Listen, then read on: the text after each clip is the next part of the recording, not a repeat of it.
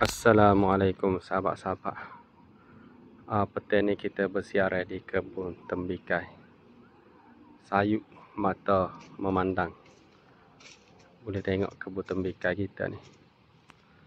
Alhamdulillah, pokok hijau, comel molek, sihat lagi. Kerana cuaca lah ni, cuaca alhamdulillah comel sungguh lah. Memang cuaca untuk tembikai Allah Ta'ala bui dalam seminggu dua ni. Dan kita akan menghadapi tengkujuh ni. Ni kita paling takut.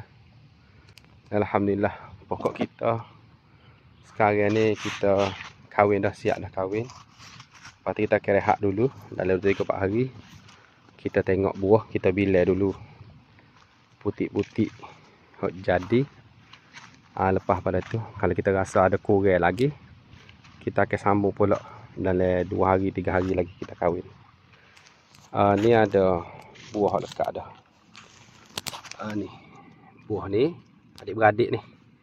Ni adik-beradik ni 1 2 3 4. Ni adik-beradik belakang ni. Ni hak dekat tu. Ada lagi siapa kujun tu. Jadi alhamdulillah lah. Masya-Allah, tabarakallah. Pokok sihat molek. Dan hamba pun rasa puas hatilah. Boleh tengok suasana ni, sahabat-sahabat boleh tengok sedikit pemandangan di kebun kepunyaan kita ni. Ni hobol lepas kahwin dalam 4 hari lepas ni rasa ni.